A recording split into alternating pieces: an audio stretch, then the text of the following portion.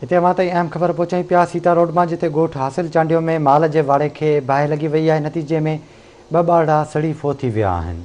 अवां खे अपडेट कंदा हलूं। ब्रेकिंग न्यूज़ आहे त सीता रोड जे ॻोठ हासिल चांडियो में माल जे वाड़े खे बाहि लॻी वई आहे, जंहिंमें ॿ ॿार सड़ी फौत थी विया आहिनि। अफ़सोसनाक ख़बर आहे। अवां खे अपडेट कंदा हलूं।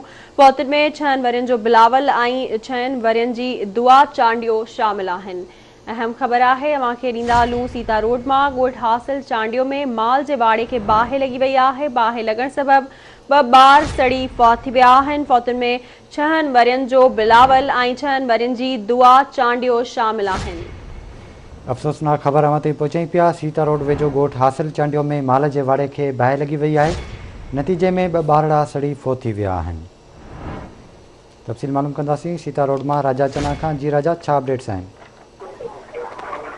जी बिल्कुलु, सीता रोड भरिसां ॻोठ हासिल चांडियो में कुझु देरि पहिरीं पलाल खे बाहि लॻण सबबि 2 ॿार जेके रांदि करे रहिया हुआ उहे बाहि में धुसी फोत थी विया आहिनि, जंहिंमें हिकिड़े ॿार जी जेका उमिरि आहे 5 साल आहे।